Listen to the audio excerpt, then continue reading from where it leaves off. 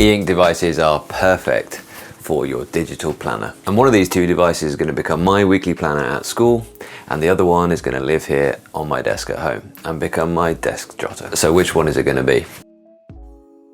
Do you own either of these devices, the Remarkable or the Quirklogic Papyr? If you do, let me know in the comments below what your thoughts are on them and which one you use for your professional planner, or whether you just prefer them to replace quick notes or a notebook around your house. Buying the Remarkable was an absolute game changer for me.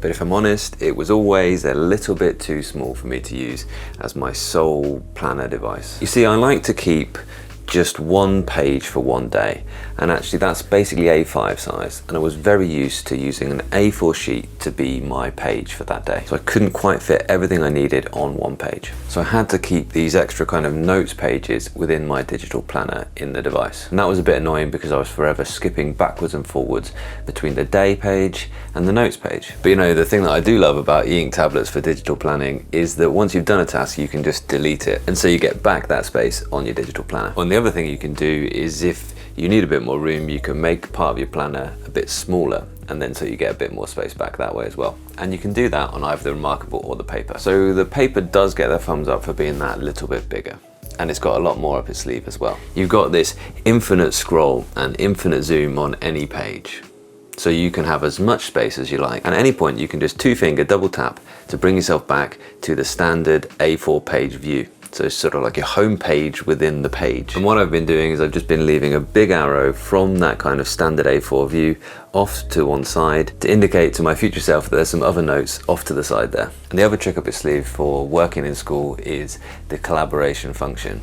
The fact that you can live share to the web app at any point, and you can work with other people as well, is a really great trick for this tablet. And that collaboration element is the feature of this tablet. You can share your screen on the Remarkable, but it's always to the Remarkable app, which needs to be installed on the machine. Whereas this is a web app that can be accessed from any browser anywhere. And I really like that. You'd think maybe the size of this would be a bit of an issue as well. But actually, if you can fit an A4 size folder in your bag, or you can fit a reasonably sized laptop in your bag, then this will probably fit in as well. It is that A4 size that you're probably used to, and it's incredibly thin and incredibly light, even with this folio on it. The biggest issue with it is the way that it syncs. One is to keep a file locally stored on the device, and the other is to keep the file stored in the cloud, and the two don't overlap. So if you want to access and edit the cloud files, you have to be connected at all times. And if you want to access local files in the cloud, well, you just can't. So I'd really like to see a middle ground. I'd really like to see not a new option, but I'd like to see both being synced, and I'd like to see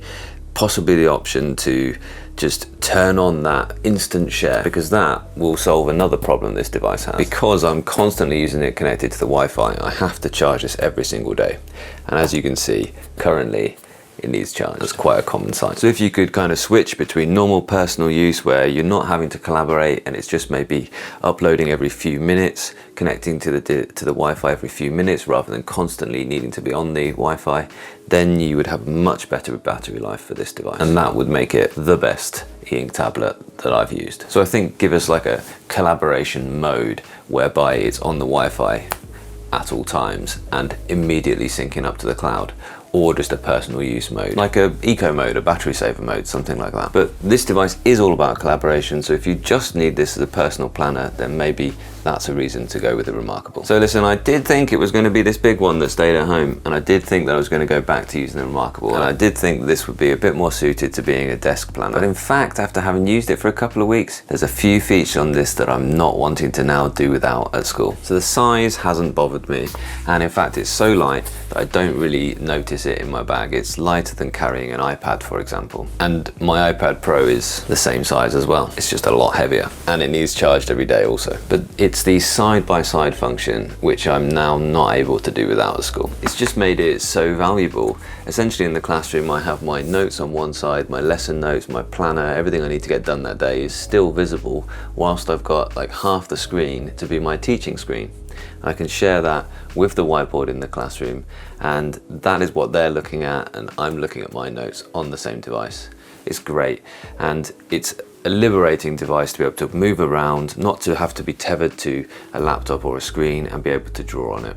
I know you can do that with the iPad, but there's loads of reasons why this is a better experience for me and the kids. It's easier on the LCD screen, it's less involved than using the iPad, it's a bit more casual. And in the future, you can imagine that actually they could have similar devices in front of them. Or of course, they could be looking at the web link on their own iPads, on their own computers, or their own tablets, or even their phones at the same time as I'm doing the work on here. They could even be contributing and collaborating at the same time as well. So for all that, I can get around having to occasionally plug it in and certainly having to charge it every day. So the Remarkable is a really great device to use, but it seems now better for just those kind of scrap notes or for those deeper thinking projects where you want to focus on one document and not have to multitask. There's loads of reasons why this is going to be better for me at home. So at home, I'm working more often on my personal projects, like my YouTube channel. And at school, I'm thinking more about teamwork and collaboration. It's great for focus, this tablet. And the feel of writing on it with the stylus is second to none. Although the paper, with its choice of nibs as well, is really, really good for a paper-like feel. This, I can imagine sitting down, focusing, and maybe writing book outlines, or even sections, or even poems. And yes, I have written 1 or 2 poems on it already. And you know, the handwriting to text function on it is actually really incredibly accurate. And my handwriting's not perfect. It's often things struggle with it, but actually it's pretty good. It's pretty reliable on the Remarkable. And what's more, I love drawing on it.